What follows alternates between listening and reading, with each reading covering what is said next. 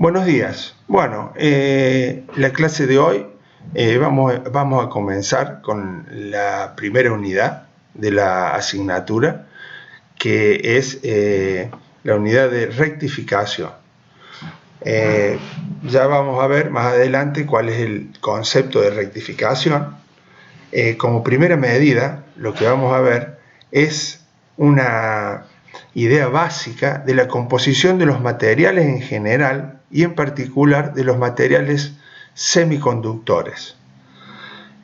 Una vez comprendido este ítem, vamos a ver cómo se constituye uno de los semiconductores más simples y más utilizados, que se denomina diodo, cómo se puede constituir, cómo se puede armar un material semiconductor como el diodo, sus aplicaciones en rectificadores, en sistemas rectificadores, ya sea rectificador de media onda, rectificador de onda completa, etc. Posteriormente vamos a ver un diodo en particular denominado diodo Zener, cuáles son las características de este tipo de diodo y cuáles podrían ser sus aplicaciones. Y por último,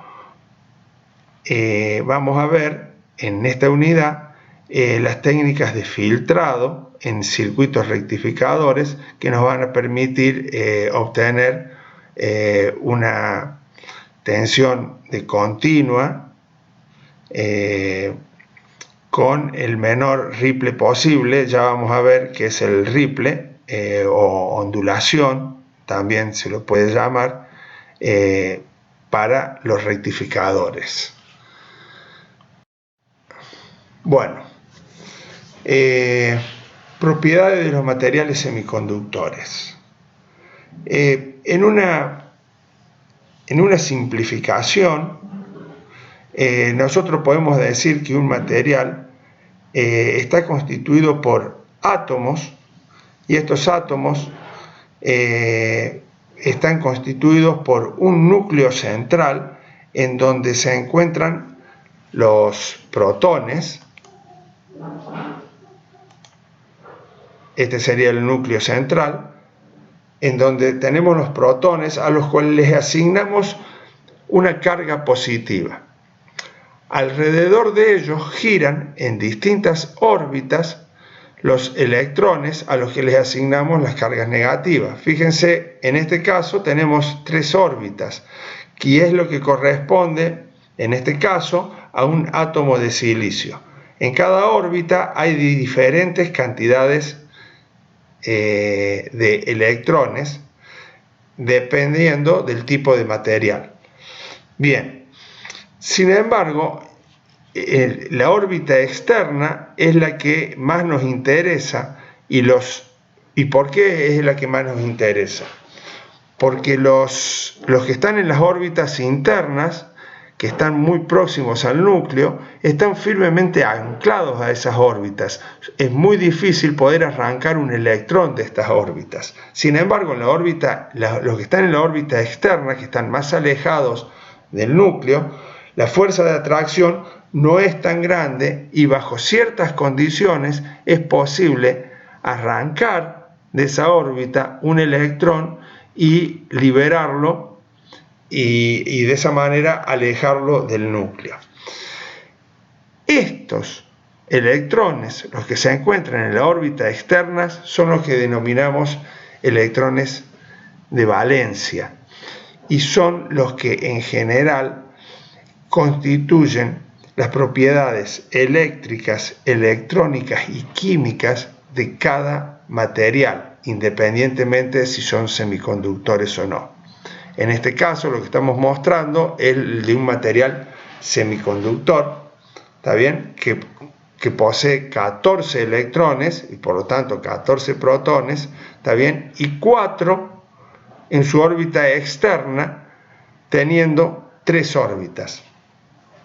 Otro material tradicional semiconductor es el germanio, que posee 32 electrones y 4 órbitas. Sin embargo, también su órbita externa está compuesta por 4 electrones. Nombramos el silicio y el germanio como los semiconductores más conocidos. Sin embargo, la electrónica ha avanzado mucho y se han hecho semiconductores a partir de aleaciones como el silicio y el carbono, etcétera, que mejoran las propiedades físicas de los materiales. Sin embargo, nosotros vamos a concentrarnos en átomos de silicio fundamentalmente, que son muy utilizados en los semiconductores.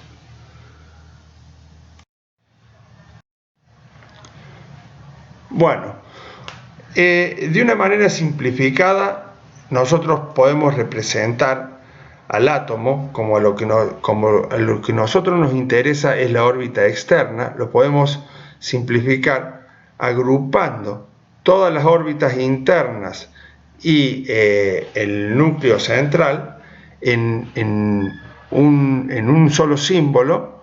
Por ejemplo, en este caso, un átomo de silicio, dejamos solamente la órbita externa con sus 4 electrones y por lo tanto el resto del conjunto, que sería el resto de los electrones más los protones, van a tener una carga positiva de más 4. ¿Por qué más 4?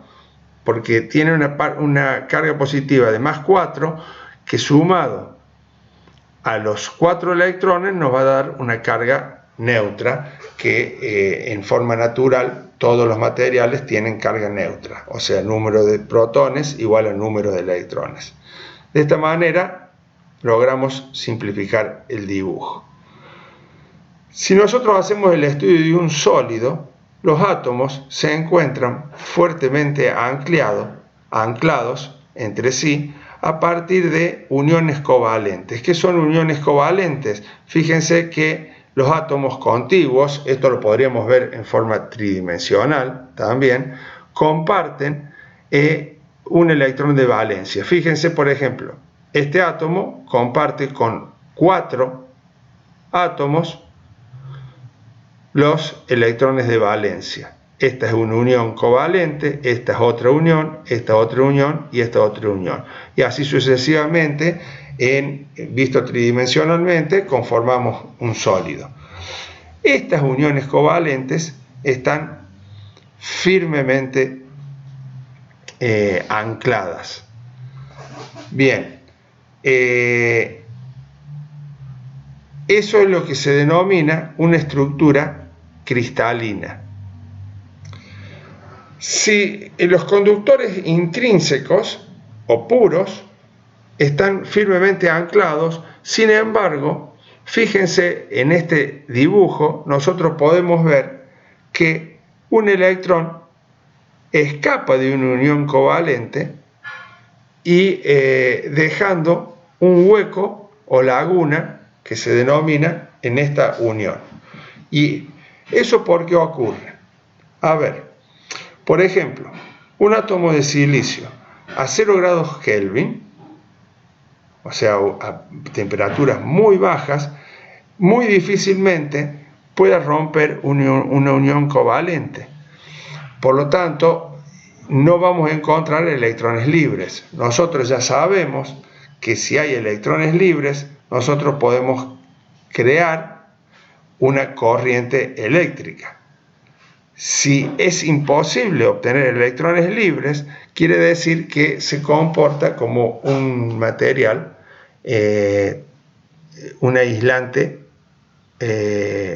un material totalmente aislante, o sea que no podemos hacer circular corriente. Sin embargo, a temperatura ambiente, bajo ciertas circunstancias,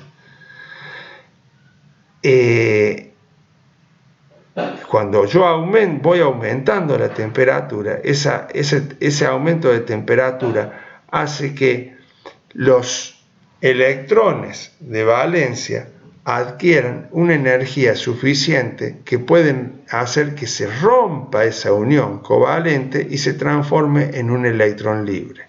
Mientras mayor es la temperatura, mayor cantidad de electrones libres vamos a tener. Por lo tanto, ahora, en este caso, el material comienza a comportarse como un material conductor. En el caso del silicio, a temperatura ambiente, es un material conductor, pero no es un buen conductor como lo sería el cobre, el oro o la plata. Es un conductor mediocre. ¿Qué quiere decir? Es capaz de liberar electrones, pero no gran cantidad de electrones. Por lo tanto, su resistividad es bastante alta. Bueno, acá tenemos nuevamente el dibujo que representa la creación de lagunas a partir de la liberación de electrones libres. Eso se debe, como recién lo mencionábamos, por ejemplo, a un incremento de temperatura que hace que esa energía térmica pase a los electrones de valencia y adquieran la suficiente energía para convertirse en electrones libres. Si se desprende un electrón, se crea una laguna. Bien, esta laguna también es portadora de corriente. ¿Por qué? Porque algún electrón de una unión covalente cercana puede tener la energía suficiente para saltar del lugar donde está a esa laguna, dejando tras de sí otra laguna. Entonces tenemos dos tipos de corriente. Una, la de los electrones libres que se generaron por agitación térmica. ¿Está bien? Y la otra, debido a las lagunas. ¿Está bien? Y se debe a que un electrón de valencia pasa a ocupar el hueco o laguna que ha dejado un electrón libre. ¿Qué diferencia hay entre estas corrientes? O sea que la corriente de lagunas, lo podríamos llamar, es una corriente pequeña y no tiene la energía suficiente para hacer que estos electrones de valencia se conviertan en libres, pero sí pueden saltar de laguna en laguna. Entonces, tenemos una corriente de electrones libres y una corriente de lagunas, que en realidad es el traslado de electrones que van de laguna en laguna. ¿Qué significa eso? Que si nosotros polarizamos con una tensión un material como el silicio a temperatura ambiente, vamos a tener un flujo de electrones libres que van a ir del negativo al positivo. Fíjense que este es el símbolo, flujo de electrones que van del negativo al positivo. Cuando llegan a este extremo, se introducen en el cable y van al positivo. ¿Está bien? Entonces, vamos a tener los electrones libres que se generaron por agitación térmica, que van del punto B al punto A y llegan al positivo, y luego tenemos electrones que del negativo de la batería se introducen dentro del semiconductor y por lo tanto se establece una corriente continua de electrones libres. Lo mismo ocurre con las lagunas, pero las lagunas van del positivo hacia el negativo. ¿Qué pasa cuando llegan acá las lagunas? Fíjense que la dirección de las lagunas es así. Cuando llegan acá, los electrones que contiene el negativo de la batería se introducen y pasan a ocupar el lugar de esas lagunas. ¿Está bien? Entonces, cuando llegan a este extremo, las lagunas desaparecen y nuevamente aparecen lagunas en el extremo positivo y que van hacia el negativo. La corriente principal en realidad es la de electrones libres. La otra corriente, la de las lagunas, es mucho más pequeña, pero vale la pena aclarar que hay dos tipos de corriente. Mientras mayor sea la temperatura, mayor va a ser la cantidad de electrones libres debido a la agitación térmica. Por lo tanto, la característica de los semiconductores como el silicio y el germanio, por ejemplo, es de resistencia negativa con la temperatura. O sea, va disminuyendo su resistividad, se va haciendo cada vez más conductor. Nuevamente aclaro que no es un buen conductor si uno lo compara con conductores, por ejemplo, como el cobre. Bien, hasta ahora lo que hemos visto son materiales intrínsecos o puros, o sea, el silicio en estado puro. ¿Cómo puedo hacer yo para aumentar la resistividad, para disminuir la resistividad de los semiconductores? Es decir, ¿cómo hago yo para hacer que estos semiconductores, que no son tan buenos conductores, como habíamos dicho, mejoren su conductividad? Eso se puede hacer introduciendo en el silicio ciertas impurezas. Entonces ahora se convierten, pasan a no ser materiales puros, sino materiales impuros o extrínsecos. Estas impurezas, hay dos tipos de impurezas, ya las vamos a ver, y se introducen en pequeñas cantidades. Lo que vamos a ver es que con pequeñas cantidades de determinadas impurezas, hay que seleccionar las impurezas que le vamos a introducir al silicio, puede hacer que la resistividad baje 20 veces, por ejemplo, con lo cual puedo decir que ahora sí el silicio pasa a ser un muy buen conductor. Hay dos tipos de impureza. Por ejemplo, en el silicio y en el germanio también, en su órbita externa decíamos que tenían ¿cuántos electrones? 4. En su órbita externa los electrones de valencia son 4. Bien. Las impurezas que vamos a introducir pueden ser de dos tipos. Una impureza, que es un material que también es puro, pero que tiene en su órbita externa 3 electrones de valencia o 5 electrones de valencia. ¿Qué quiere decir?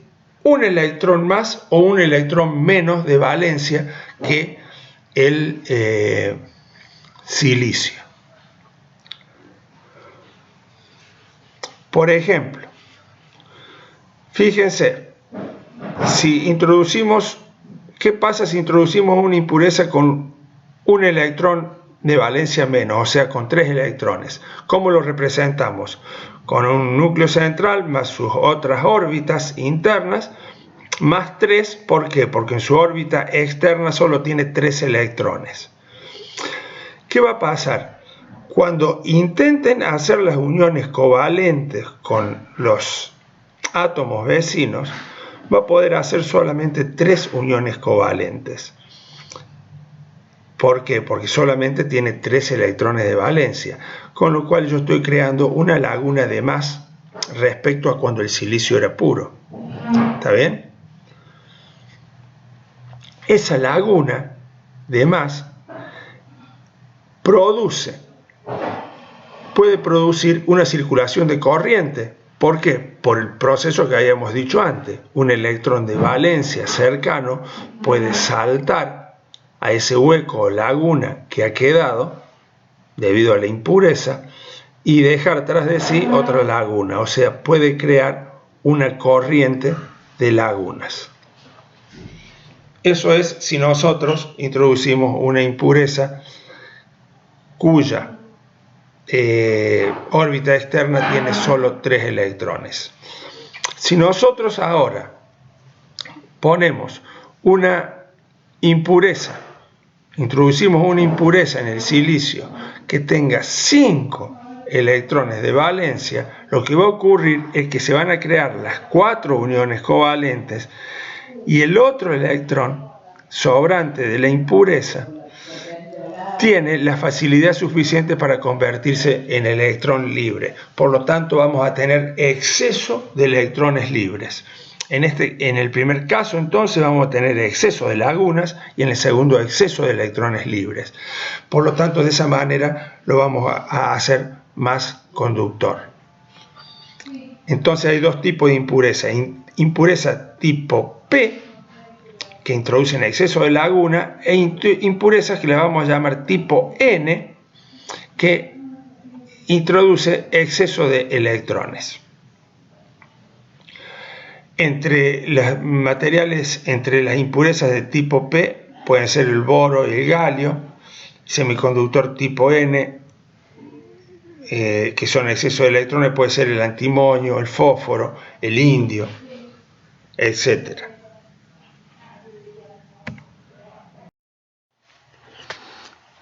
Bueno, existen otros modos de explicar la ocurrencia de lagunas y electrones libres en materiales semiconductores, y es a través de la teoría de bandas de energía. Eso ustedes lo tienen incluido en el apunte, pero desde mi punto de vista es lo suficientemente clara la explicación de creación de huecos y lagunas, tal como los estuvimos viendo hasta ahora. De todas maneras, en los apuntes, repito, lo tienen incluido la teoría de de la creación de bandas de energía. Bien, una vez comprendido lo que es el material P y el material N, vale la pena aclarar que esa conformación de materiales tipo P, en donde haya exceso de huecos, o materiales de tipo N, donde haya exceso de electrones, ambos materiales son neutros. ¿Qué quiere decir? Que la carga neta total es nula. La cantidad de electrones es igual a la cantidad de protones, porque más allá que yo haya agregado impurezas de diferentes tipos, esas impurezas también eran neutras. La cantidad de electrones eran igual a la cantidad de protones. Entonces, la suma neta de cargas positivas y negativas son nulas. Bueno, aclarado esto, vamos a ver qué ocurre cuando producimos una unión entre un material P y un material N, que básicamente es la constitución de lo que se conoce como diodo PN. Bien, ¿qué ocurre como vemos, si hacemos como vemos en la figura? Unimos un material P y un material N. Nosotros en el material N decíamos que teníamos exceso de electrones libres, y en el material P teníamos exceso de huecos. Cuando unimos esos materiales, los electrones se sienten atraídos hacia los huecos o lagunas del material P. Por lo tanto, se transfieren electrones del material N al material P. Esa transferencia hace que a ambos lados de la unión se cree lo que se denomina una zona de vaciamiento, ¿está bien? Y esa transferencia de electrones del material N al material P se va a producir hasta que se detiene. ¿Por qué se detiene? Porque si nosotros vemos que acá ahora sí vamos a tener un exceso de electrones que venían del material N, por lo tanto vamos a tener cargas negativas que hacen que los electrones que quieran pasar hacia el material P sientan una fuerza de repulsión que detiene el proceso. ¿Qué quiere decir? Este no es un proceso continuo. Pasan electrones del material N al material P, pero se crea una barrera potencial que hace que esa transferencia se detenga, ya que de este lado tenemos cargas negativas que repelen a los electrones que quieran pasar al material P. Quiere decir que este proceso de transferencia de electrones del material N al material P se detiene en un determinado momento, y dependiendo del tipo de material se crea un campo eléctrico que en el silicio es de 0,7 volt y en el germanio aproximadamente estamos hablando de 0,3 volt. Cuando se llega a ese nivel de potencial, el proceso se detiene. Es casi instantáneo, es muy rápido. De esa manera queda constituido lo que nosotros denominamos diodo. El diodo entonces tiene un campo eléctrico de 0,7 volt. Uno podría medir, por ejemplo, con un multímetro entre un extremo de material P y material N. Si colocamos el multímetro de la manera correcta, vamos a ver que es entre 0,5 y 0,7 volt si es un material de silicio. Bien, al extremo P se lo denomina ánodo y al extremo N se lo denomina cátodo. Esto que vemos acá es un diodo. La simbología es como la que se ve aquí abajo, en donde tenemos el ánodo en el material P y el cátodo en el material N. Bueno, nosotros hasta recién hemos visto el diodo PN que no estaba polarizado, simplemente se creaba una región de vaciamiento o de carga espacial a ambos lados de la unión debido a la transferencia de electrones que en un determinado punto se detiene, y eso es cuando, por ejemplo, en un silicio la diferencia de potencial que se establece a cada lado de la unión es, por ejemplo, de 0,7 volt. Veamos ahora qué pasa cuando lo polarizamos. ¿Qué es polarizar un diodo? Es conectar una batería en los extremos del diodo. Veamos, por ejemplo, la polarización directa. Polarización directa es cuando el positivo de la batería es conectado en el ánodo o en el extremo P del diodo y el negativo en el cátodo o en el extremo N del diodo. Veamos qué ocurre en este caso. Lo que va a suceder es que el negativo de la batería repele, crea una fuerza de repulsión en los electrones, que también son de carga negativa. ¿Está bien? Cuando son de igual carga, hay una fuerza de repulsión. ¿Qué es lo que ocurre en este caso? Esa fuerza de repulsión, nosotros habíamos dicho que la emisión de electrones del material N al material P se había detenido debido al campo eléctrico. Si la tensión de esta batería es proporcional al campo eléctrico un poquito mayor, lo que va a ocurrir es que ahora los electrones que antes no podían pasar adquieren la suficiente fuerza de repulsión debido al negativo de la batería y atraviesan la región de carga espacial y caen en un hueco de la región P. Cuando caen en un hueco de la región P se transforman en electrones de valencia, recuerden, ¿está bien? Bueno, ese electrón va pasando de hueco en hueco debido a la atracción que produce el positivo de la batería de ese electrón. ¿Qué quiere decir? Que sale de la región N, atraviesa la región de carga espacial, cae en la región P y va de hueco en hueco y sale por el extremo y va al positivo de la batería. Mientras tanto, los electrones de la batería ingresan por la región N como electrones libres y de esa manera se establece una corriente continua, ¿está bien? Que que son los electrones que salen del negativo de la batería y llegan al positivo de la batería atravesando el diodo. De esa manera se dice que el diodo está polarizado en forma directa. Recuerden, es cuando el positivo está conectado al ánodo de la batería. Nosotros por convención, ¿qué decimos? Que la corriente va del positivo al negativo Esa es la convención que ustedes adoptaron cuando hicieron electrotecnia. En realidad, ustedes ya saben que en realidad es una corriente de electrones que va del negativo al positivo.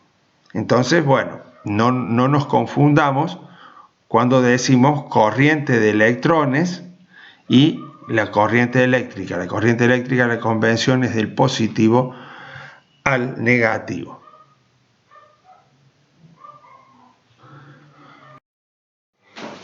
Bueno, veamos entonces ahora qué ocurre cuando conectamos la batería al revés, o sea, el positivo en el cátodo del diodo, o sea, en la región N, y el negativo en el ánodo o en el extremo P. A esta polarización se la denomina polarización inversa. Veamos qué es lo que ocurre.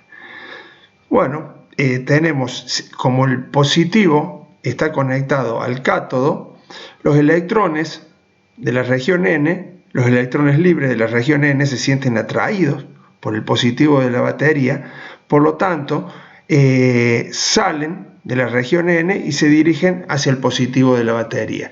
De esa manera, al perder electrones, la región N aparecen iones positivos. Del mismo modo, si vemos en el otro extremo, en la región P, los electrones que salen del negativo entran a la región P y ocupan los huecos que quedan debido a las impurezas trivalentes que tiene la región P. Entonces, en esta región tenemos iones negativos y en esta iones positivos que se van creando, aumentando la barrera de potencial. ¿Esto hasta cuándo sucede? Hasta que esta región de vaciamiento adquiera una tensión igual a la de la batería, que hemos conectado al diodo. Entonces, esa emisión de electrones hacia el positivo de la batería y desde la región N hacia el positivo de la batería, y la emisión de electrones desde el negativo de la batería hacia la región P se detiene cuando el potencial de la región espacial o de vaciamiento alcanza un potencial equivalente al de la batería. En ese momento la corriente se detiene. Esto se produce en forma casi instantánea. ¿Qué quiere decir? Que el diodo polarizado en forma inversa no permite la circulación de corriente salvo en el pequeño instante en que conectamos la batería. ¿Está bien? Crece la región de vaciamiento e impide el paso de la corriente. Conclusión: cuando polarizamos en forma directa, se establece una corriente que circula por el diodo. Cuando polarizamos en forma inversa, esa corriente... Bueno, veamos ahora la característica, la curva característica real de un diodo. ¿A qué nos referimos con la curva característica del diodo? Es la relación que hay entre la corriente que circula por el diodo, que estaría en el eje Y en el eje X tenemos la tensión entre ánodo-cátodo. ¿Qué quiere decir entre ánodo-cátodo? Que valores positivos es polarización directa, valores negativos entre ánodo y cátodo es polarización inversa. Fíjense que tenemos dos curvas, una en trazo azul y otra en trazo rojo. La de trazo azul es un diodo de silicio. Fíjense que empieza a circular corriente cuando polarizamos directo a partir de aproximadamente los 0,7 volt, que es la tensión mínima en polarización directa que deberíamos aplicar sobre el diodo para vencer la la tensión de carga espacial que hay a ambos lados de la unión, que decíamos que era aproximadamente de 0,7 para el silicio. Si fuera germanio, está entre 0,2 y 0,3. Bien, entonces veamos cuáles son las cosas más importantes, las características más importantes que debemos tener en cuenta en un diodo. Primero, la tensión directa, como ya dijimos, necesitamos en el silicio 0,7. A partir de 0,7, si nosotros aumentamos una pequeña cantidad, la tensión de polarización, la tensión de la fuente con la que polarizamos en forma directa el diodo, vemos que la corriente crece en forma brusca. Fíjense que a medida que crece la corriente, la tensión también crece un poco debido a la resistencia interna del diodo, que si bien es pequeña, tiene un valor y que generalmente el fabricante nos dice de qué valor es. Ese valor va a depender, obviamente, de la capacidad de conducción de corriente que tenga el diodo. Mientras más corriente conduzca, menor debería ser esa resistencia para no disipar internamente tanto calor y superar la temperatura interna que es capaz de soportar un diodo, que más o menos están entre los 120 y 150 grados. Entonces, una característica es la tensión umbral, 0,7 para el silicio, 0,2, 0,3 para el germanio. La corriente máxima que es capaz de soportar el diodo. Ustedes saben bien que la corriente genera calor que debe ser disipado por la juntura del diodo, por el semiconductor, y si nosotros hacemos circular más corriente de la que es capaz de soportar el diodo, se podría destruir. Veamos ahora la tensión inversa. En la tensión inversa nosotros decíamos que cuando polarizábamos en forma inversa, no circulaba corriente y que en realidad había una pequeña corriente de fuga. ¿A qué se debe esa corriente de fuga? Se debe a que por cuestiones térmicas se crean pares de electrones y huecos que hacen que circule la corriente, pero esa corriente en general es de unos pocos miliamperes o inclusive menor. O sea, cuando nosotros idealizamos el diodo decimos que la corriente en polarización inversa es prácticamente nula.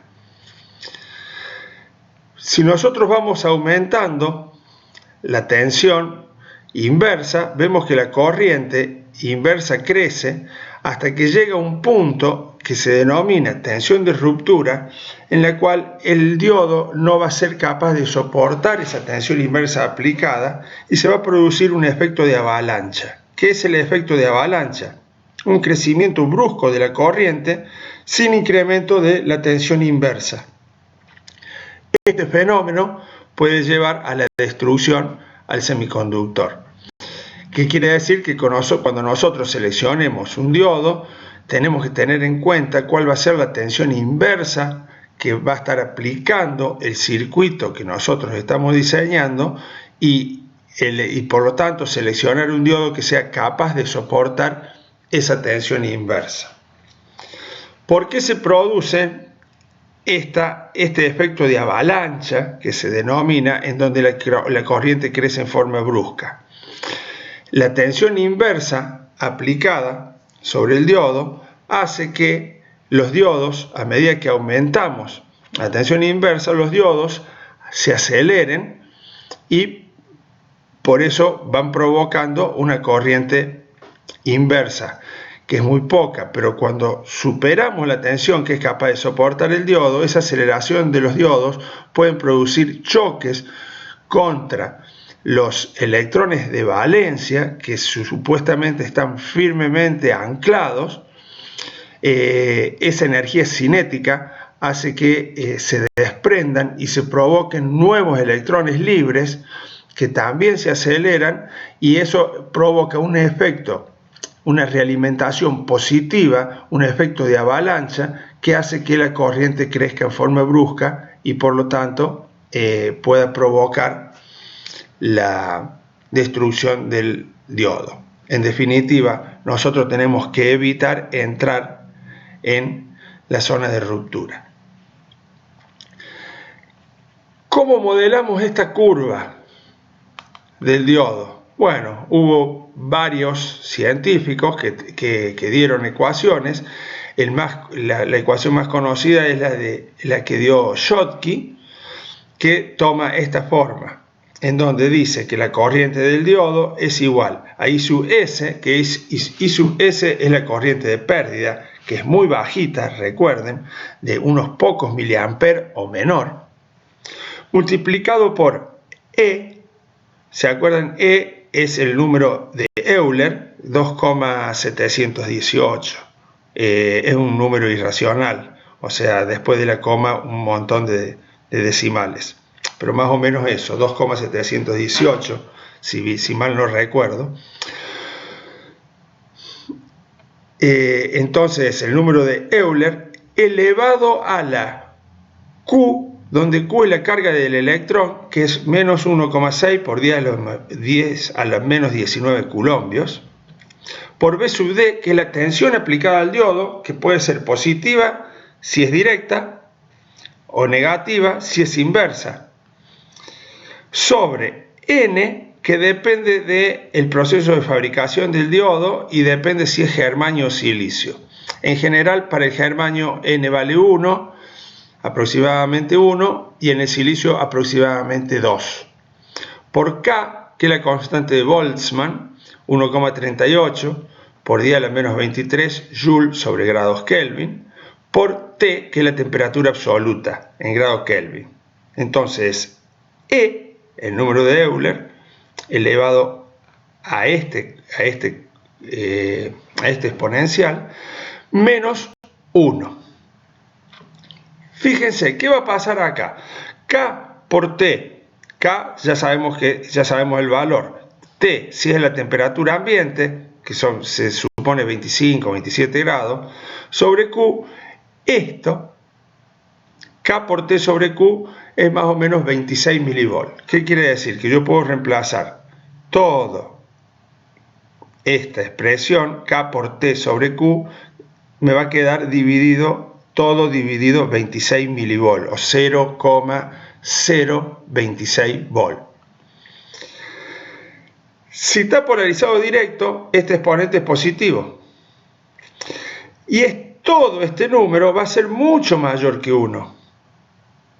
Por lo tanto, cuando está polarizado directo, la corriente va a ser I sub S, que es un valor pequeño, por un valor muy grande, que es el que me va a dar el resultado de esto dependiendo de la tensión directa aplicada.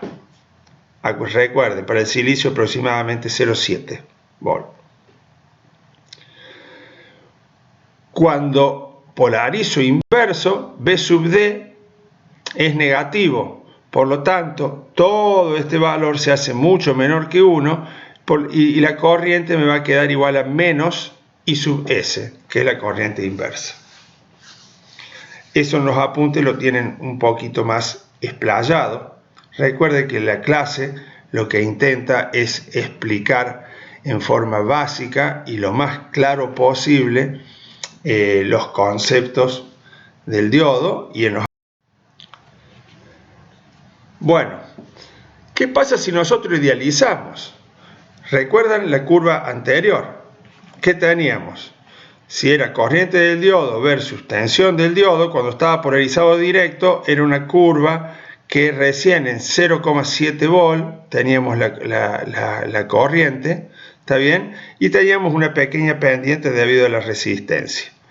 Si yo esos 0,7 volt no me interesan, eso va a depender del circuito. Si estamos trabajando en un circuito donde hay grandes valores de tensiones, tener en cuenta los 0,7 volt o los 0,3 si es de germanio, uno podría despreciarlo para no hacer engorroso los cálculos, lo desprecio y no voy a cometer grandes errores. ¿Qué quiere decir? Que cuando polarizo directo, yo digo, es una llave que se cierra y deja circular corriente, deja pasar toda la corriente y no hay caída de tensión sobre el semiconductor.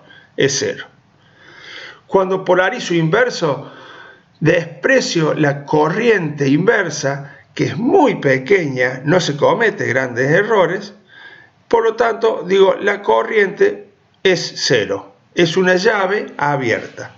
Entonces, esto cuando está polarizado directo, o sea, el ánodo más positivo que el cátodo, deja circular corriente. Y cuando está polarizado inverso, el ánodo más negativo que el cátodo, esta corriente digo que es prácticamente 0. Y esta sería la característica simplificada del diodo. Bien, ahora, ¿siempre es posible despreciar los 0,7 volt? No, a veces no es posible. Si yo quiero ser más exacto, lo puedo tener en cuenta. Bueno, ¿qué tendría que hacer? Esta curva, en vez de ponerla en 0, ubicarla en 0,7, por ejemplo. Acá, corro 0,7. Entonces estoy teniendo en cuenta, para un diodo de silicio, que generalmente los semiconductores son de silicio,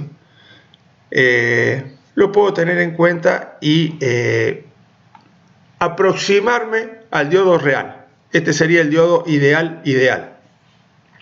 Una llave perfecta. ¿Está bien? 0 volt de caída cuando conduce y 0 de corriente cuando se abre y no conduce. Esto es los estados de un diodo ideal. Lo que recién acabamos de decir. Una llave cerrada y una llave abierta cuando está polarizado inverso.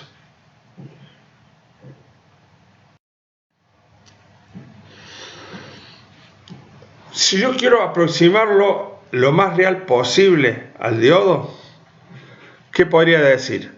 Que se lo asemejaría a un diodo ideal, como el que vimos recién, o sea, polarizado directo, no tengo caída. Le sumo los 0,7 con una fuente para tener en cuenta esos 0,7 volt. Y también recuerden que hay una pequeña pendiente debido a que el semiconductor también es un elemento resistivo, es bajito, pero también hay una caída por resistencia. Entonces, con todo esto, me aproximo más a la curva real. Esto es la pendiente de la curva, cuando está polarizado directo. Estos son los 0,7 a partir del valor donde empieza a tomar importancia la corriente directa. Y esto es un diodo ideal. ¿Para qué el diodo ideal? Para que cuando lo polarice en forma inversa no me deje pasar corriente. ¿Está bien? Entonces, no importa si tengo esto o tengo esto, no hay corriente. Si quiero tener en cuenta la pequeña corriente de fuga, lo que hago es poner una resistencia en paralelo de un valor grande. Entonces, si por acá no pasa corriente, por acá sí va a pasar corriente, pero es del orden de menores a los miliamperes. Con eso logro, pero ya sería demasiado detalle, demasiada, no digo complejo, pero estoy tratando desde el punto de vista eléctrico de asemejar, de modelar la curva real del diodo. Esto es lo más aproximado que se puede. En caso de cuando trabajo en altas frecuencias, también nosotros sabemos que hay capacidades parásitas. También esas capacidades parásitas no tienen gran importancia en baja frecuencia. Si trabajo en alta frecuencia, cuando está polarizado inverso, coloco un capacitor. Recuerden que la impedancia capacitiva es 1 sobre omega C, donde C es el valor del capacitor, que es muy bajo, la capacidad parásita, pero omega es 2pi por frecuencia. Si la frecuencia es alta, 2 por pi por f va a ser un valor alto. ¿Está bien? Entonces puede suceder que la corriente inversa aumente para altas frecuencias si el diodo no está diseñado para esos valores de frecuencia. Cuando está polarizado en forma directa, bueno, es una resistencia directa por donde circula el diodo, pero también pueden circular corriente por los capacitores. ¿Está bien? Son formas de modelar. No vamos a darle mayor trascendencia a esto. Los que trabajan en telecomunicaciones después van a tener la complicación de que hasta los cables se van a dar cuenta no son resistivos, sino que también tienen capacidades, tienen inductancias. ¿Por qué? Porque trabajan con frecuencias del orden de los megahertz, etc. Entonces los modelos eléctricos cambian sustancialmente. Pero por ahora vamos a tratar de obviar este tipo de modelos. Por último, en resumen, un diodo. Lo puedo representar. Esto sería lo más completito. Fíjense, polarizado directo, el diodo deja pasar corriente. Voy a tener una caída de 0,7, que es esta V sub T. ¿Está bien? Y después una pendiente, a medida que aumenta la corriente, aumenta la caída en la resistencia directa. ¿Está bien? Cuando polarizo en forma inversa, el diodo directamente no deja pasar corriente. ¿Está bien? Entonces, este sería un modelo. Este modelo es bastante bueno para lo que necesitamos. La otra es eliminar la resistencia y decir, bueno, la corriente es prácticamente, la tensión es prácticamente la misma.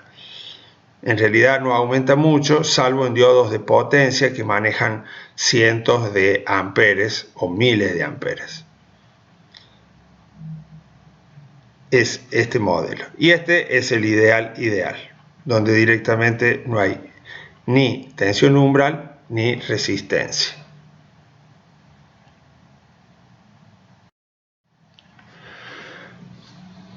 Por último, hablando de diodos, vemos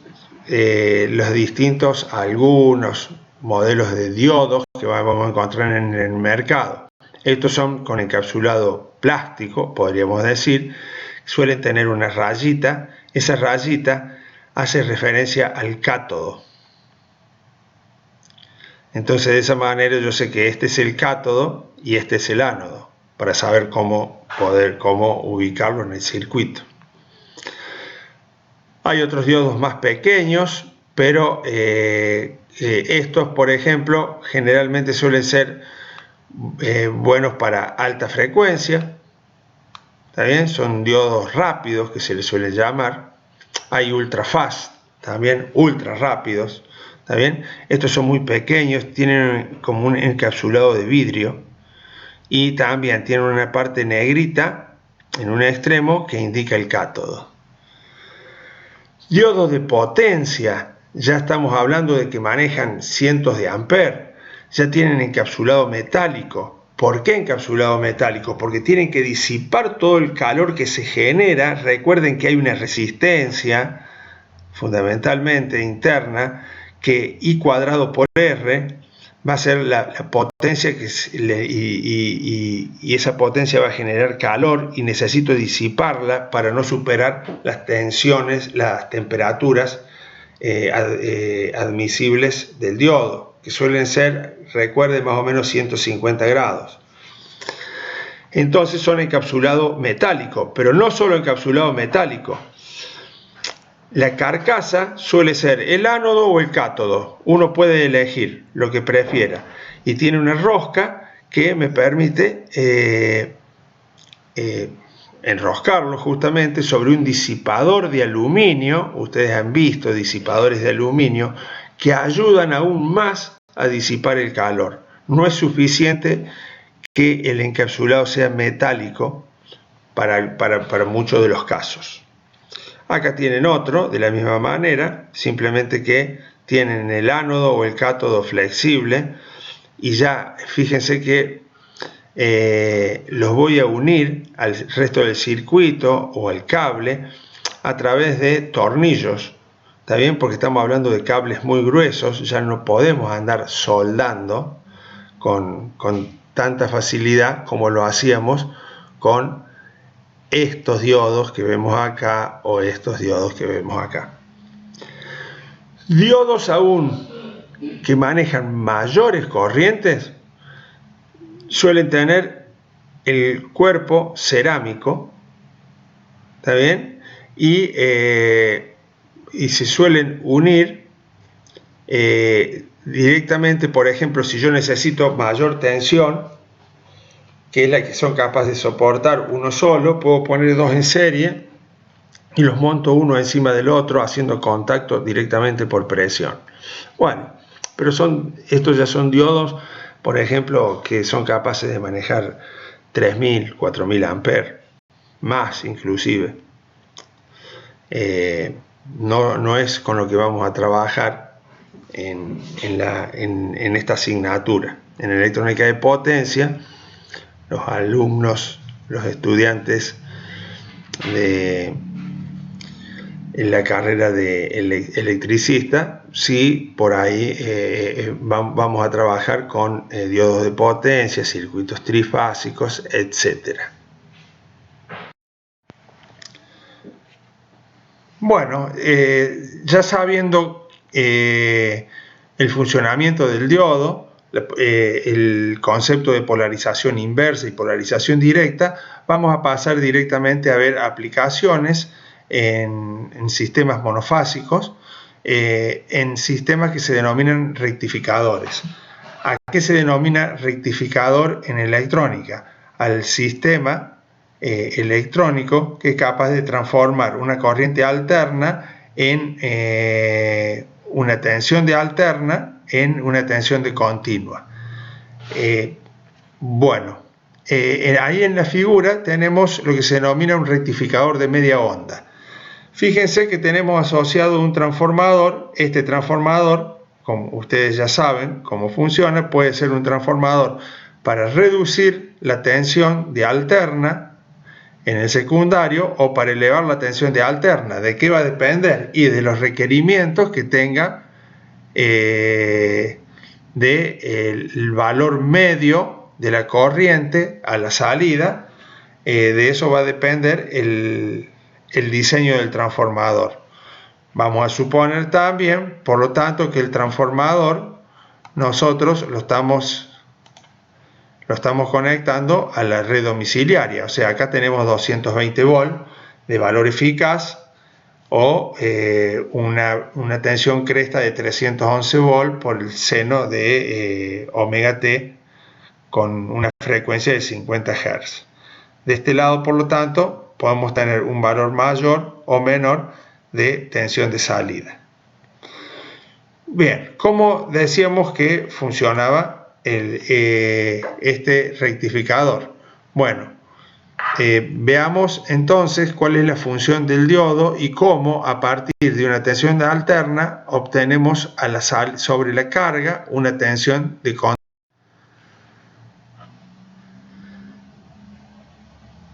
Fíjense, si nosotros suponemos un semiciclo positivo de la tensión en el secundario, y el positivo, nosotros suponemos que tenemos el positivo acá arriba, o sea, sobre el ánodo del diodo, y el negativo aquí en el otro extremo del bobinado, tenemos que el diodo va a estar polarizado en forma directa. ¿Por qué? Porque el ánodo está a la mayor tensión del sistema. Por lo tanto, si nosotros lo suponemos ideal al diodo y está polarizado en forma directa, es una llave que se cierra y cuya tensión a sus bornes la podemos suponer nula. Podríamos suponer que vale 0,7 volt también. Nosotros sabemos que cuando conduce el diodo tiene una tensión de aproximadamente 0,7 volt más la caída en la resistencia, que el valor de la resistencia interna del diodo suele ser muy baja. Si nosotros obviamos esa caída y decimos que esa caída en el diodo vale 0, y es una llave que se cierra, quiere decir que sobre la carga estamos aplicando la tensión del bobinado.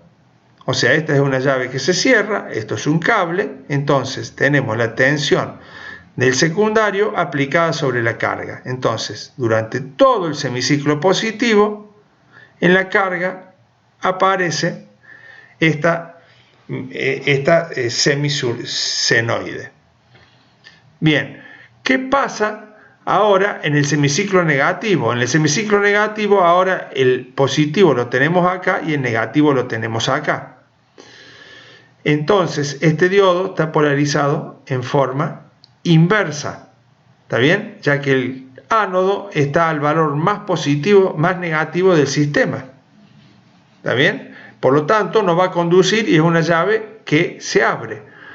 Si la llave está abierta, no hay circulación de corriente, no tenemos caída de tensión sobre la carga. Entonces, quiere decir que durante el semiciclo negativo, sobre la carga, tenemos una tensión nula. En definitiva, esto se va repitiendo ciclo a ciclo. Ya cumplimos el ciclo de la senoidal. Sobre la carga, la forma de onda es solamente la mitad de la senoide durante el semiciclo positivo y la mitad de la senoide durante el semiciclo positivo. Esta es una onda que es senoidal entre 0 y pi, y entre pi y 2pi vale 0. ¿Qué tenemos en esta gráfica? En esta gráfica lo que tenemos es la tensión sobre el diodo. Cuando el diodo está polarizado directo, decimos que es una llave, y si es una llave ideal, la caída de tensión en el diodo vale 0. Durante el semiciclo negativo, si no hay caída de tensión en la resistencia, toda la tensión del secundario la tengo aplicada sobre el diodo. Entonces la tensión inversa es esta, y tiene un pico igual a la tensión cresta de la tensión secundaria. Quiere decir que el diodo va a tener que soportar esa tensión cresta. Cuando seleccionemos el diodo, tenemos que tener en cuenta ese valor máximo de tensión que voy a tener aplicado en forma inversa en el diodo. ¿Qué otras cosas necesitamos para seleccionar el diodo? La corriente. ¿Qué corriente? La corriente media y la corriente eficaz.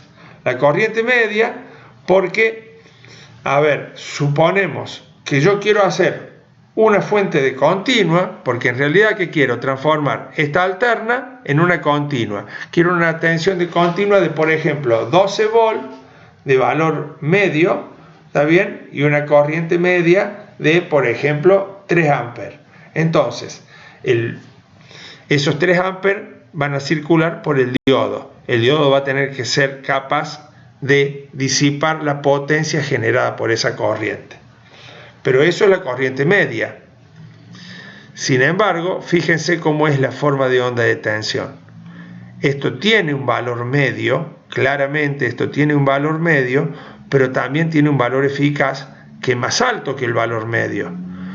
Por lo tanto, voy a tener también una corriente eficaz.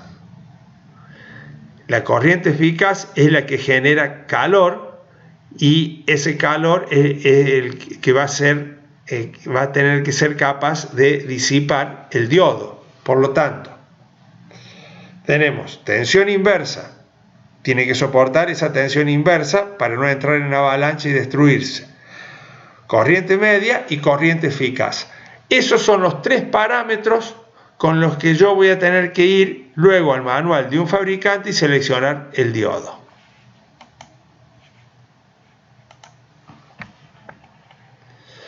¿Cómo sacamos el valor medio? Esta es la forma de onda de la tensión sobre la carga, ¿está bien? 0 entre pi y 2pi, y después la mitad de una senoide. ¿Cómo sacamos el valor medio de esa función? ¿Se acuerdan la definición de valor medio? La tensión media es 1 sobre el período por la integral entre el 0 y el período de la función diferencial t. nosotros vamos a hacer un cambio de variable. En vez de trabajar con tiempo, trabajamos con ángulo. Por lo tanto, el periodo va a ser 2pi, es cuando complete toda la onda. ¿Está bien? El periodo va a ser 2pi. ¿Entre qué voy a integrar? Voy a integrar una senoide entre 0 y pi. Entre 0 y pi es una senoide que tiene un valor cresta, b cresta, seno de omega t diferencial t. Y entre pi y 2pi la función vale 0. O sea, no es necesario hacer esa integral porque me va a ser nula esa integral. Así se saca el valor medio. Si yo resuelvo esta integral, me dice que la tensión media es B máximo sobre pi. Fíjense que la tensión media depende de la tensión cresta. Por lo tanto, si yo tengo como dato que yo quiero una tensión media de 12 volt, yo de esta ecuación puedo sacar de qué valor tiene que ser la tensión cresta del secundario. ¿Está bien? Esto es dato y de aquí saco de cuánto tiene que ser la tensión cresta del secundario. ¿Cuál era la definición de valor eficaz? Era la raíz cuadrada de 1 sobre el periodo integral entre 0 y el periodo de la función al cuadrado por diferencial t. Si yo reemplazo, ¿está bien? Va a ser entre 0 y pi, acá estaría mal, sería entre 0 y pi de una tensión senoidal y entre pi y 2pi vale 0. Aquí, recuerden corregir, es entre 0 y pi. Si yo resuelvo esa integral, la tensión eficaz es igual a V máximo sobre 2. ¿De qué valor serán las corrientes? Las corrientes, bueno, la corriente media será la tensión media dividido la resistencia. Y la corriente eficaz será la tensión eficaz dividido la resistencia. Es muy sencillo. ¿Está bien? Es una carga resistiva pura. Nosotros sabemos, a ver, esta es una función periódica. Ustedes ya han visto Fourier. ¿Y qué decía Fourier? Que una función periódica en el tiempo se puede representar como la suma de una función continua más una serie de términos de tensiones senoidales de distinto valor de frecuencia. ¿Qué quiere decir? Que esta función que tiene un periodo de 50 Hz, si está conectada a la red domiciliaria, 150 Hz, voy a tener, esta la puedo descomponer como la suma de el valor de continua más una senoidal de 50 Hz, más una senoidal de 100 Hz, más una senoidal, etc. ¿Está bien? Bien. A su vez, también por Parseval hace referencia a Fourier y dice que el valor eficaz de la tensión de una función, el valor eficaz de una función es igual a la raíz cuadrada de el valor de continua al cuadrado más el valor eficaz de todas las componentes de alterna al cuadrado. ¿Para qué me sirve eso? Para calcular lo que se denomina Ripple. Fíjense, esto es lo que les decía de la corriente media, V media sobre RL y eficaz es V eficaz sobre RL, la tensión inversa es la V máxima del secundario y el Ripple es la relación entre el valor eficaz de las componentes de alterna de esta función en la carga, de la tensión en la carga, dividido el valor medio. ¿Para qué me sirve el Ripple?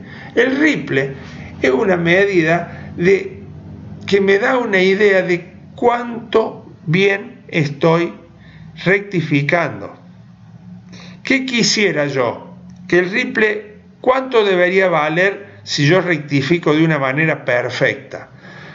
Vamos a ver, si yo lo que necesito es obtener una tensión de continua, ¿para qué quiero las alternas? Yo no las quiero, yo quisiera que mi rectificador a la salida se comporte como una batería, por ejemplo, o como una pila, que me dé un valor constante, que no tenga ondulación.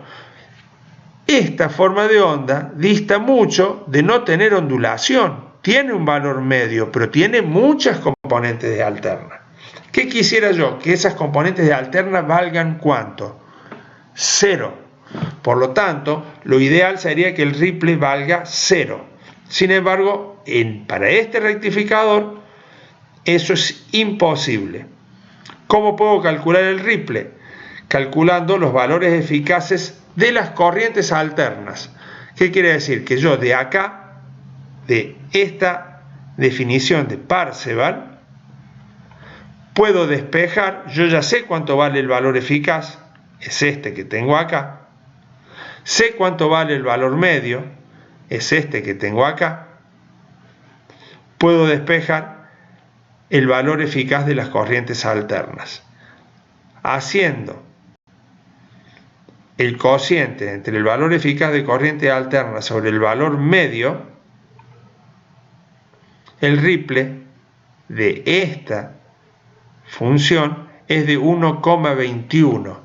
Fíjense, este es un valor mayor que 1. ¿Qué quiere decir? Que son más altas las eficaces de alterna que el valor medio. O sea, estoy rectificando de una manera pésima. A ver, depende para qué yo necesite el rectificador, puede ser que me sea suficiente. Pero esos valores eficaces de alterna, si yo lo que quiero es continua, a mí no me sirven. Solo lo único que hacen es generar calor y disipación de calor sobre la carga. ¿Está bien? Yo quisiera que valga 0. Bueno, ya vamos a ver cómo podemos ir mejorando el rectificador para lograr que el ripple tienda a 0. Muy difícilmente podamos hacer que sea un 0 absoluto, pero podemos hacer que sea bastante menor que este valor de ripple que hemos calculado. Veamos ahora, para poder entenderlo un poquito mejor, un ejemplo sencillo que está en la guía número 1. Veamos cómo lo podemos calcular rápidamente.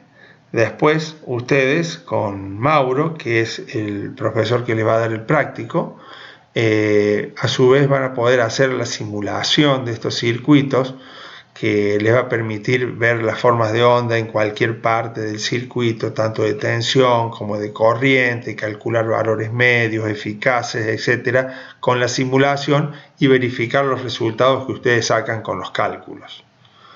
Bueno, veamos este ejemplo. Tenemos un circuito rectificador, como el que se ve en la figura, y dice que tengo como dato la tensión. Esta sería como la tensión del secundario, la representa con una fuente, ¿está bien? Pero esta sería la tensión aplicada a la entrada, una tensión de alterna, y yo quiero una continua. Ese es el concepto de rectificación.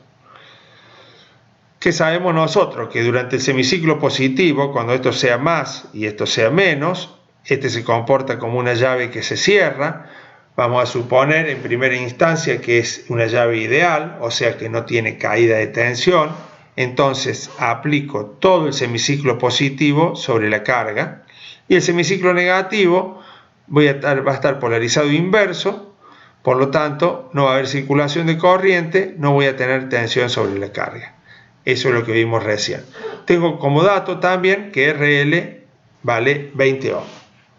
¿Qué me pide? Dibujar formas de onda de tensión de entrada, de la tensión de salida y la tensión sobre el diodo, que es lo que vimos hace unos instantes. Calcular el valor medio de la tensión sobre la carga, que lo llama V sub 0. el valor medio aquí, el ripple sobre la carga y determinar los parámetros para la selección del diodo. Bueno, veamos entonces. Esta es la tensión de alimentación. Sobre la carga solamente vamos a tener el semiciclo positivo. La corriente va a tener la misma forma, ya que es una resistencia. ¿Está bien? Y esta va a ser la tensión sobre el diodo. Si lo consideramos ideal, cuando conduce vale 0, y cuando no conduce, toda la tensión de alimentación la tiene que soportar el diodo. El valor medio, 1 sobre 2 pi, integral entre 0 y pi, me va a quedar B cresta sobre pi. B cresta era 17. Esa era la cresta de la tensión de alimentación, que la teníamos como dato, dividido sobre pi. Tengo que el valor medio de tensión que yo obtengo sobre la carga es de 5,41 volt. Valor eficaz, aplico de nuevo. De nuevo aquí tengo el error que es entre 0 y pi. ¿Está bien? Ya que no hay senoidal en la carga entre pi y 2pi. Ya lo voy a corregir para la próxima vez. La resolución de esa integral es B cresta sobre 2. La tensión eficaz es 8,5 volts. Fíjense, acá numéricamente se ve claramente que yo quería obtener, por ejemplo, una tensión media de 5,41 volts y tengo una tensión eficaz de 8,5 volts. ¿Qué quiere decir? Que hay componentes de alterna dando vuelta. Claramente, si yo miro la forma de onda de la tensión, obviamente que yo esto no solo tengo un valor medio, sino que tengo componentes de alterna. El valor medio de la corriente es el valor medio de la tensión dividido la resistencia, que valía 20 ohm, y el valor eficaz también.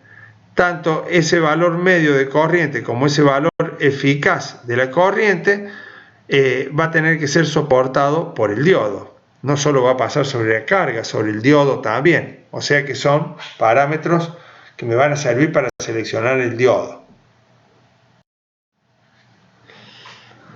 Sigamos entonces, ahí tenemos nuevamente el circuito y ahí tenemos la tensión sobre la carga. El valor eficaz de esta tensión yo lo puedo escribir por Parseval, recuerden, como la raíz cuadrada del valor medio de esta tensión al cuadrado, que ya lo calculé, 5,41, más las componentes de alterna al cuadrado, que esto no lo conozco, pero sí conozco el valor eficaz total, que valía 8, y algo, ya no recuerdo, tendría que volver una transparencia atrás, una filmina atrás. Pero este es dato y este es dato, puedo calcular esto. ¿Para qué quiero calcular los componentes de alterna? Para calcular el ripple. De espejo, de acá, hagan ustedes la cuenta, y esto me va a dar que el ripple es de 1,21. ¿Qué quiere decir? Que el ripple depende del rectificador, no importa qué valores cresta tenga esto, qué valor tenga la carga, si vale 10 ohm, 20 ohm, no, porque esta forma de onda ya está definida. ¿Está bien? Si aumenta el valor medio, aumentará también el valor eficaz y por lo tanto el ripple siempre para un rectificador de media onda va a valer 1,21, que me está diciendo que tengo muchas componentes de alterna en la carga y que no me sirven. Se supone que yo quiero una continua, necesito alimentar mi carga con un valor de continua. Bueno, para eso yo quería hacer el ejemplo para poder reafirmar estos conceptos. Bueno, veamos ahora otro tipo de rectificador que se denomina rectificador de onda completa. el que vimos anteriormente, un rectificador de media onda, porque solo utilizábamos el semiciclo positivo de la senoidal de entrada. Ahora vamos a ver cómo podemos utilizar tanto el semiciclo positivo como el semiciclo negativo para rectificar y obtener una tensión de continua sobre la carga. Vamos a ver las ventajas que nos trae eso y bueno, cuáles serían los requerimientos para poder diseñar un rectificador de onda completa.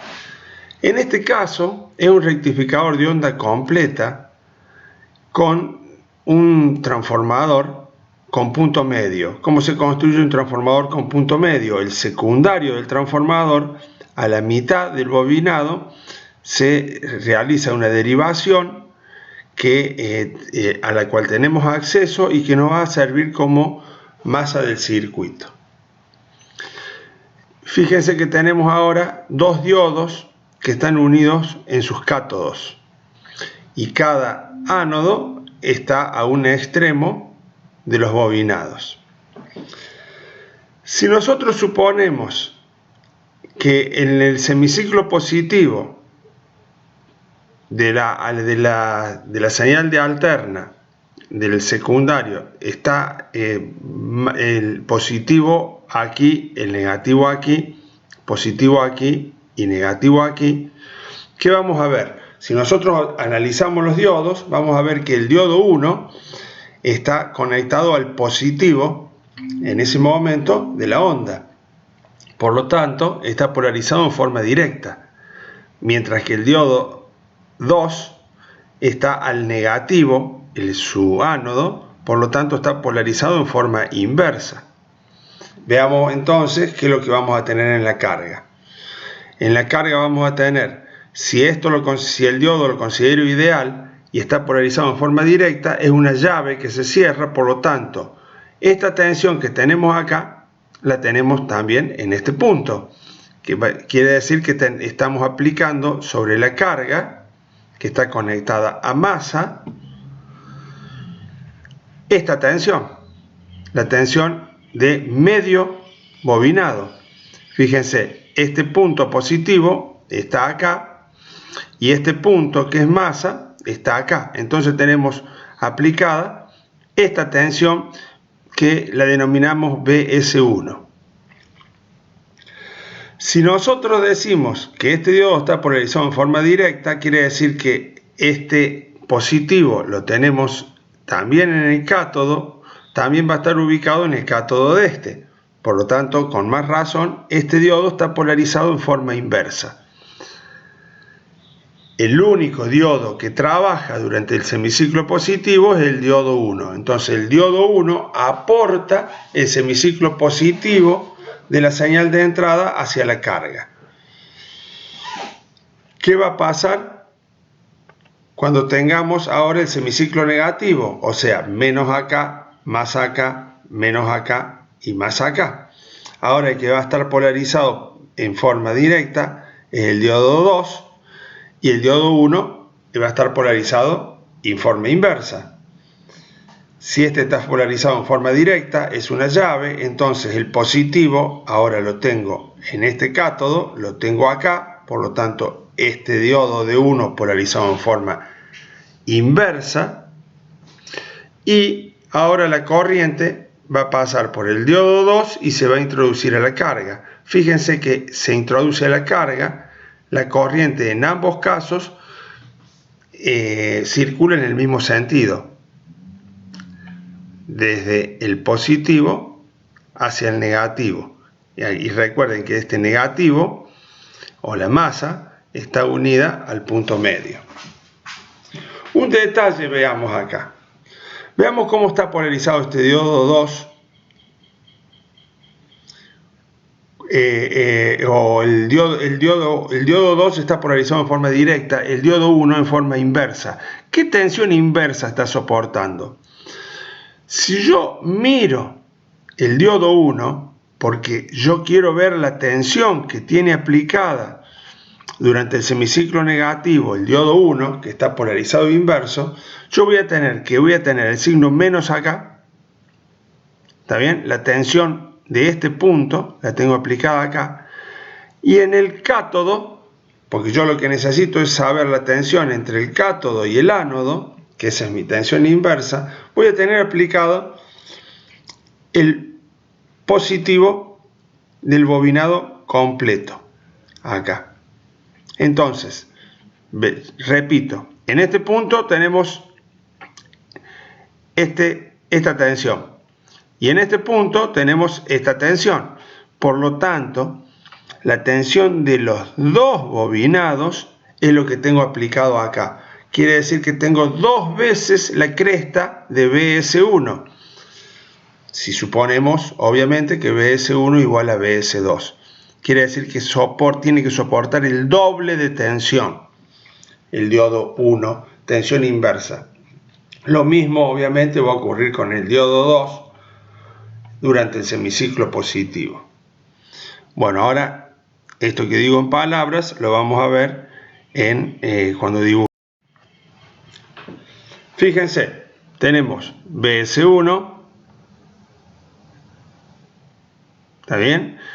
Entre un extremo y el punto medio, la otra tensión de la otra parte del bobinado, que voy a tener sobre la carga, voy a aportar una corriente del diodo 1 durante el semiciclo positivo, el diodo 2 durante el semiciclo negativo. Fíjense que antes solamente utilizábamos el semiciclo positivo y después teníamos 0 sobre la carga. Ahora no, ahora tenemos que aporta el diodo 1 y el diodo 2. Quiere decir que a los mismos valores de tensión cresta, ahora vamos a tener valores de corriente y de tensión media mayores. Cuando miro la tensión inversa, fíjense que cuando conduce el diodo 1, lo consideramos como una llave ideal, vale 0.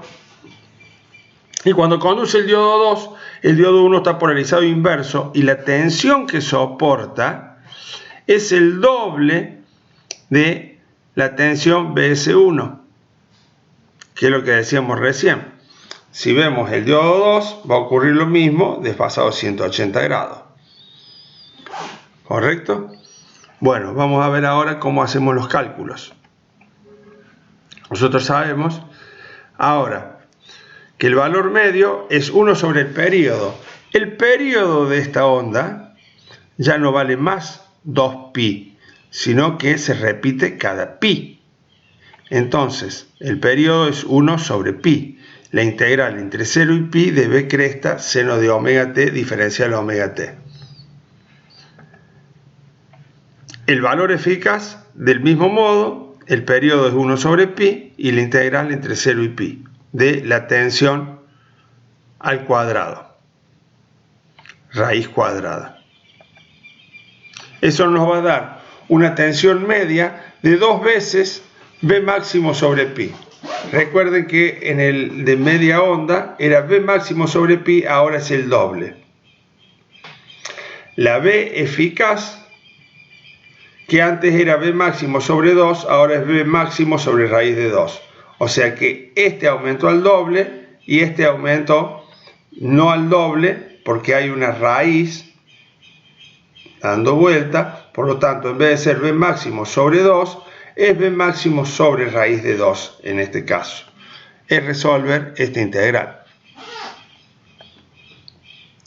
La I media, y bueno, la corriente media en la carga va a ser la tensión media dividido RL.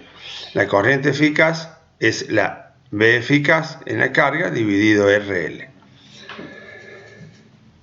¿Cuál va a ser la corriente con la que voy a tener que seleccionar los diodos? Lo vamos a ver. Bueno, acá saca el valor de la I media, es 2 I cresta sobre pi, y la I eficaz igual a I cresta sobre raíz de 2. Es básicamente cuando divido sobre RL B máximo, en vez de ser B máximo va a ser I máximo. Es lo mismo.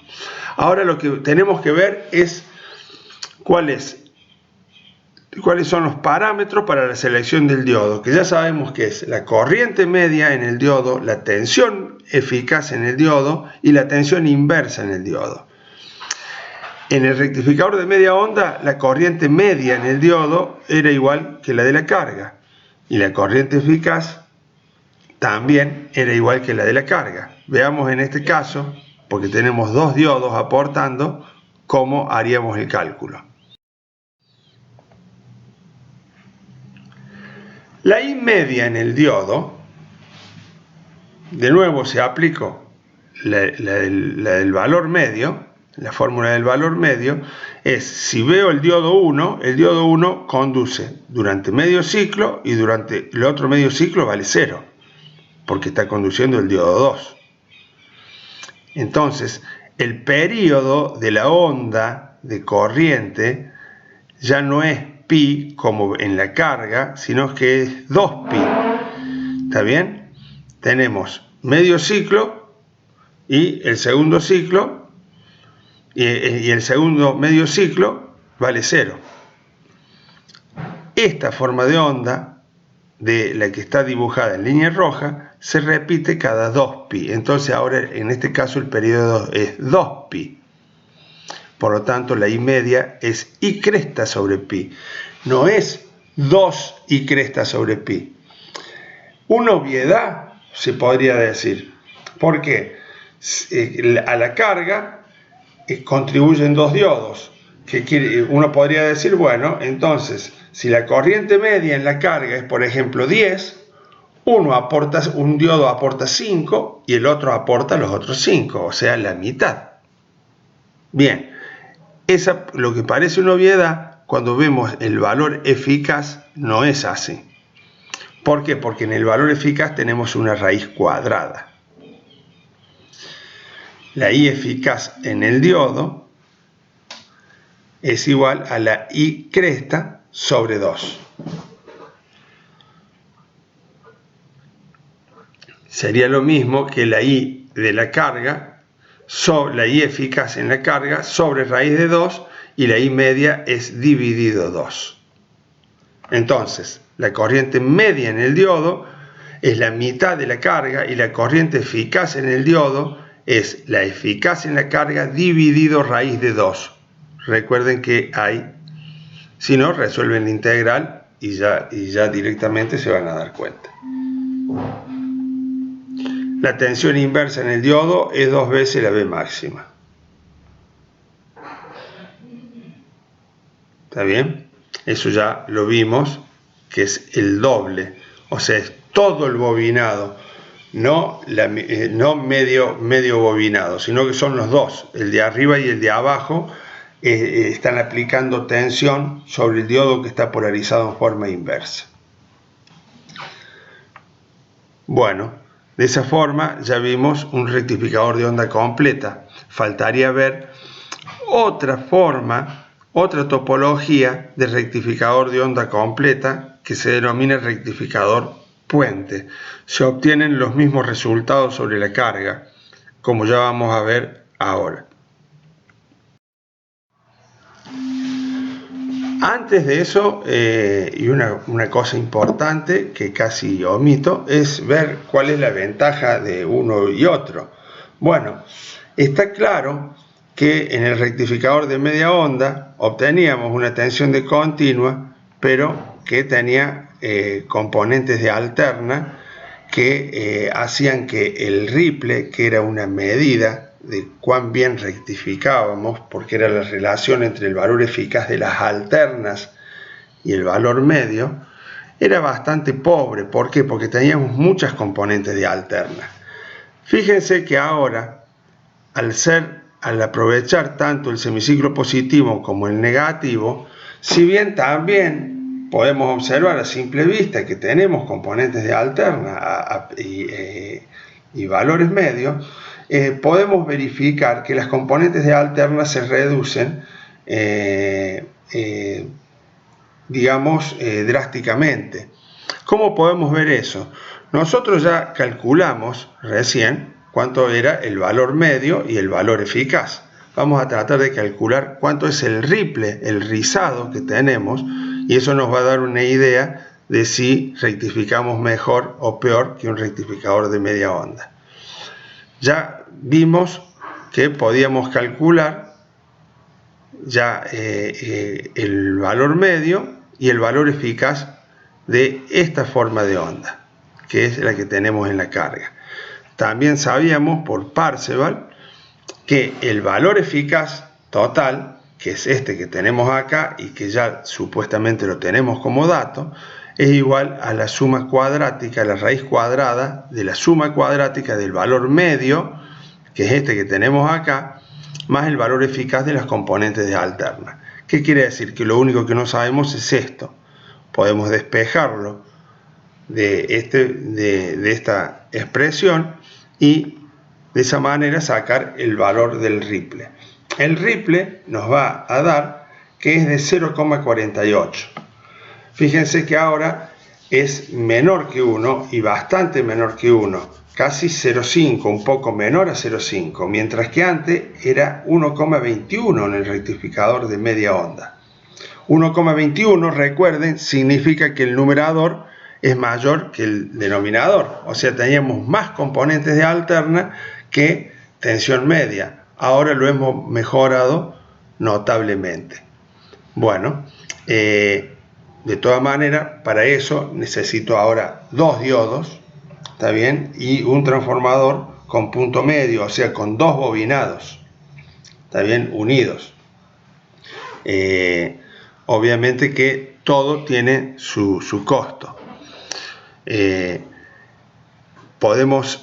Ustedes tienen en la guía, no lo vamos a hacer acá por un problema de tiempo, pero ejemplos en donde pueden verificarlo. Y fíjense que este valor, de nuevo, no depende de qué carga tengo, qué tensión cresta tengo. Para todos los rectificadores de onda completa con transformador con punto medio, el ripple vale 0,48, siempre y cuando no haya realizado lo que vamos a ver más tarde. Bueno, acá tienen un ejemplo que es el ejercicio 2 de la guía. No lo vamos a hacer, pero se le pide exactamente lo mismo que lo que vimos en el ejercicio 1. Dibujar formas de onda, calcular valor medio, ripple sobre la carga y los parámetros para la selección del diodo. Bueno, veamos otra configuración de un rectificador de onda completa. Fíjense que en este caso no se utiliza un transformador con punto medio, sino que se utiliza con un solo bobinado. Pero tenemos 4 diodos en configuración que se denomina puente. Por eso se suele denominar rectificador puente a esta configuración. Vamos a ver cómo trabaja en este caso el rectificador. Vamos a analizar formas de onda, cómo calcular los parámetros para la selección de los diodos, etc. Para ello vamos a suponer que estamos en el semiciclo, llamémoslo positivo, con más arriba y menos abajo. ¿Está bien? Si yo tengo más acá, la tensión que tengo en este punto la tengo aplicada aquí. Entonces, si es el punto más positivo en ese momento del bobinado, quiere decir que está polarizado en forma directa el diodo 2, ya que el ánodo está al valor más positivo, y el diodo 1 está polarizado en forma inversa. Por lo tanto, la corriente tendería a circular por el diodo 2. Cuando llega a este punto, por el diodo 3 no puede ir la corriente porque está en forma inversa, no puede circular en este sentido. Por lo tanto, la corriente que sale del diodo 2 va a pasar por la carga. Pasa por la carga, fíjense, desde aquí para abajo, viene por aquí y llega a este punto. ¿Hacia dónde se dirige la corriente ahora? Dijimos que este diodo estaba polarizado en forma inversa porque teníamos el signo más acá. Por lo tanto, por este diodo no puede ir. va por este, que está polarizado en forma directa, ya que el cátodo está al valor más negativo del circuito. Entonces, el recorrido sería: sale del transformador, pasa por el diodo 2, pasa por la carga y retorna por el diodo 4 al bobinado. Quiere decir que conducen durante el semiciclo positivo el diodo 2 y el diodo 4. ¿Qué pasa en el semiciclo negativo? Pongo menos acá, más acá. Entonces ahora, si el positivo lo tengo en este punto, el que está polarizado en forma directa ahora es el diodo 3. El diodo 4 está polarizado en forma inversa, que había conducido durante el semiciclo positivo.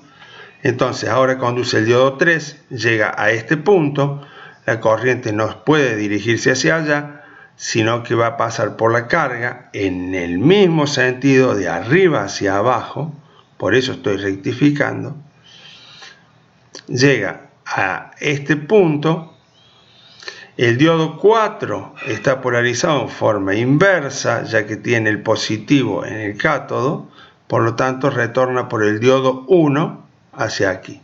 Entonces, veamos, la corriente sale de aquí, pasa por el diodo 3, pasa por la carga, retorna por el diodo 1 y concluye el recorrido. Entonces, en el semiciclo negativo conduce el diodo 3 y el diodo 1. Quiere decir que conducen diapares. Durante el semiciclo positivo, el diodo 2 y diodo 4. Durante el semiciclo negativo, el diodo 1 y diodo 3. ¿Qué quiere decir? Que la corriente que pasa por el diodo 2 es la misma que por el diodo 4. Lo mismo ocurre con el diodo 1. ¿Cómo serán las formas de onda? Y bueno, durante el diodo 2, cuando conduce el diodo 2 y el diodo 4, vamos a tener aplicada la tensión del bobinado sobre la carga, y fíjense que siempre hacia arriba. ¿Está bien? O sea que logramos lo mismo que lo que habíamos hecho con el transformador con punto medio. La diferencia ahora es que la tensión inversa sobre los diodos es solamente la del bobinado, mientras que antes era la de los dos bobinados. ¿Está bien? Ahora fíjense que es la de un solo bobinado, ya que consta de un solo bobinado el circuito. El resto, si la forma de onda es igual, se calcula del mismo modo. La tensión en los diodos, la corriente en los diodos, tanto la media va a ser la mitad de la carga, la eficaz va a ser la de la carga dividido raíz de 2, y lo único que hay que tener en cuenta es que la tensión inversa es solamente una sola vez la V cresta, mientras que antes era el doble de la V cresta sobre la carga. El espectro armónico.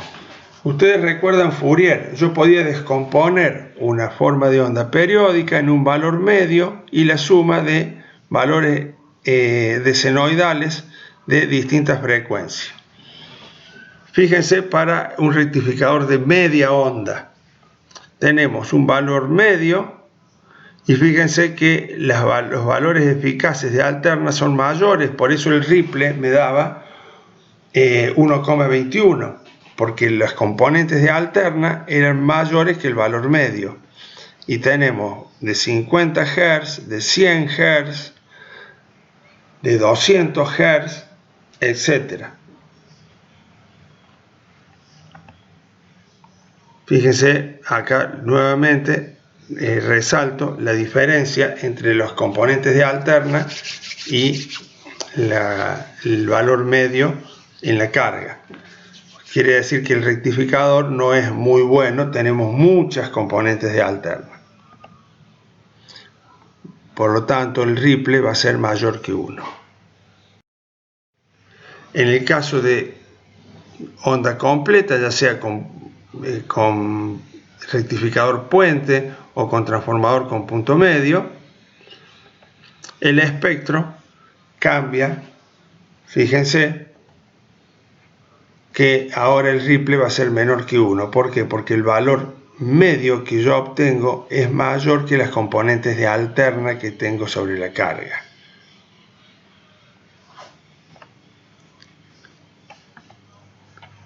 Esta es la forma de Fourier para expresar el espectro armónico para determinadas formas de onda.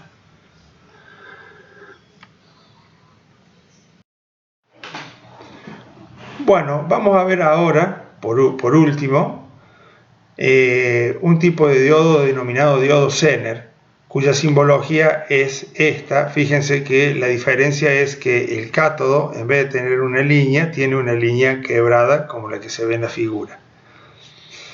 El diodo Zener, vamos a ver para qué se utiliza.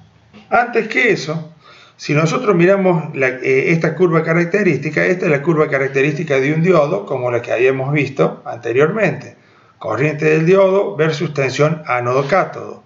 Cuando está polarizado directo, el diodo conduce, necesita superar un umbral de 0,7 volts si es silicio, y cuando está polarizado inverso, tiene una pequeña corriente de pérdida, y si la tensión supera lo que se denomina la tensión de ruptura, se produce un efecto avalancha en donde la corriente crece y la tensión prácticamente se mantiene constante.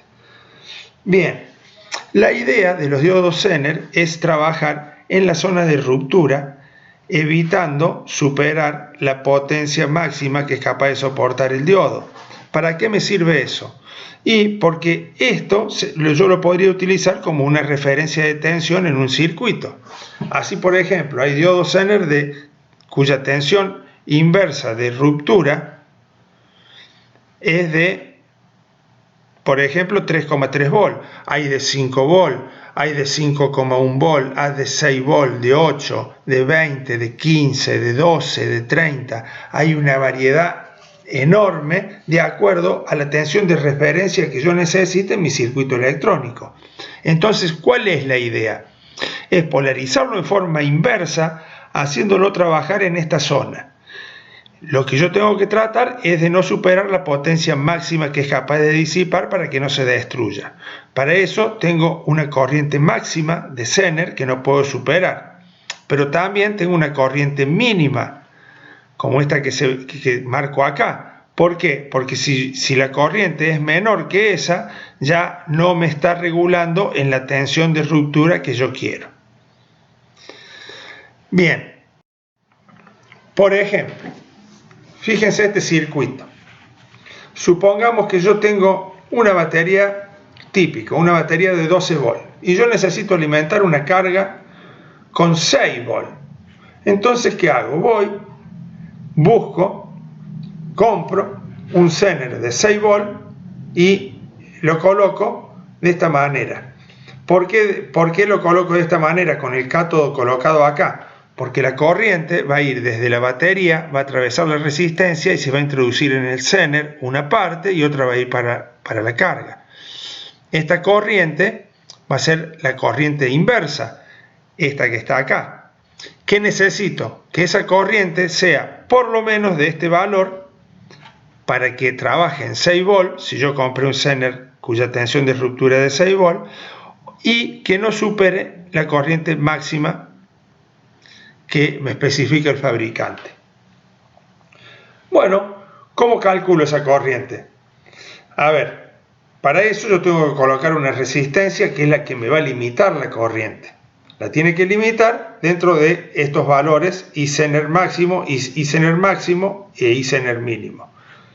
¿Cómo calculo RI? Va a ser V sub S, que es la tensión de la batería, por ejemplo, en el ejemplo que dimos de 12 volt, menos la tensión de Zener, que es de 6 volt, 12 menos 6 son 6, dividido la corriente I sub I, que es igual a I de Zener más la que va a la carga.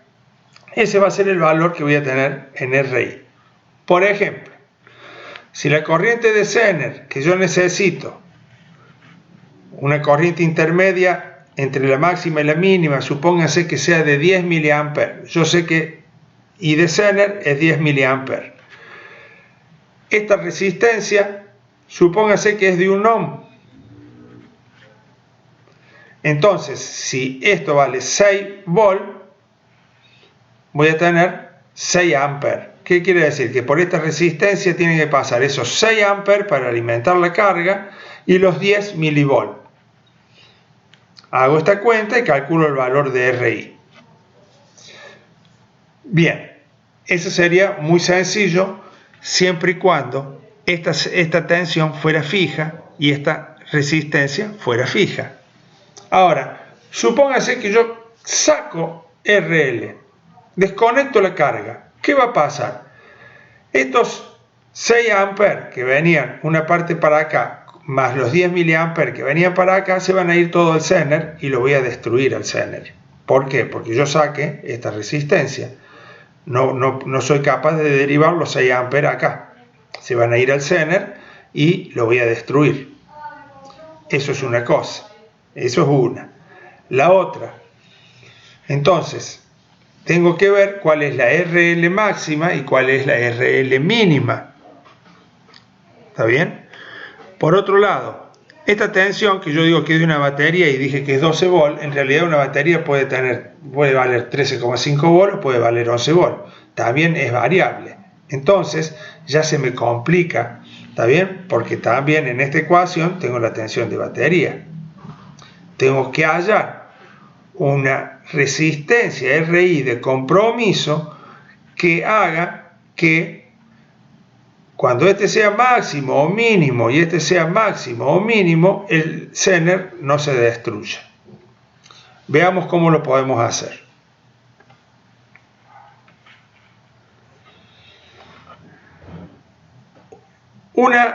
Una condición podría ser, para la I de, si yo quiero asegurar la I de Zener mínima, ¿cuándo va a ser mínima? Va a ser mínima cuando esta resistencia sea mínima, ¿está bien? O sea, cuando esta corriente que pasa por acá sea máxima, ¿está bien? Y cuando esta tensión de entrada sea mínima. Entonces, para esa condición se tiene que cumplir, el fabricante me dice cuál es la I de Zener mínima, sé cuánto vale la máxima, que voy a derivar a la carga si mi resistencia es variable, sé cuánto puede variar esto, supónganse para una batería 11 volt, ya por debajo de 11 volt está descargada, la tensión de Zener es fija, en nuestro caso dijimos 6 volt para nuestro ejemplo, calculo la RI. Esa sería una condición. La otra condición es, cuando esto sea máxima y esta resistencia sea máxima, voy a tener esta corriente de carga mínima. ¿Está bien? Entonces, ¿qué voy a decir? Tensión máxima de entrada menos la tensión de Zener sobre I de L mínima más I de Zener máxima, porque cuando este sea mínimo se va a derivar más corriente por acá, va a ser la otra ecuación. Entonces ya tengo dos ecuaciones para las dos condiciones peores, para I de Zener mínimo y I de Zener máxima. La RI tiene que ser la misma. ¿Qué hago? Igualo estas dos ecuaciones. Cuando igualo estas dos ecuaciones, obtengo esta ecuación. ¿Qué relación hay entre la I de Zener mínima y la I de Zener máxima? El fabricante del diodo Zener me dice cuál es la tensión de ruptura. Por ejemplo, en nuestro caso yo quería un diodo de 6 volt y me dice cuál es la potencia máxima que disipa. Si tengo la potencia y tengo la tensión, puedo sacar de la ecuación de potencia la corriente máxima que va a soportar el Zener. Bien, entonces la corriente máxima ya la sé. ¿Cuánto vale la corriente mínima?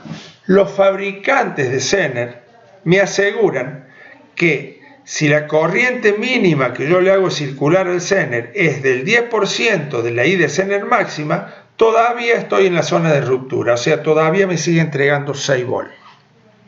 Entonces, esta ecuación la reemplazo aquí y obtengo la I de Zener máxima. Fíjense que todo lo otro son datos. IL mínima, la corriente de carga mínima, esa la tengo que saber, la tensión de Zener la sé, la tensión mínima de entrada la sé, o sea, si la batería, por ejemplo, hasta 11 volts funciona, después que deje de funcionar el circuito. La corriente máxima de carga, la tensión máxima de entrada, son todos datos. ¿Qué quiere decir? Que puedo hallar la I de Zener máxima. Esa I de Zener máxima multiplicada por la tensión de Zener me va a dar la potencia que tiene que disipar el Zener. Entonces, no solo necesito un Zener de 6 volts, sino necesito un Zener que sea capaz de soportar esta potencia. Con esos datos voy a seleccionar el Zener. Luego, también puedo seleccionar la potencia en la resistencia. Acuérdense que por la resistencia circula una determinada corriente. La potencia en la resistencia va a ser, cuando la tensión de entrada sea máxima menos la tensión de Zener, esa va a ser la mayor tensión que voy a tener aplicada sobre la resistencia, cuando la de entrada sea máxima. Al cuadrado dividido RI, voy a obtener la potencia de la resistencia. Con eso ya puedo diseñar el circuito. Bueno, esto sería todo por la clase de hoy. En la clase que viene vamos a seguir con lo que es filtrado.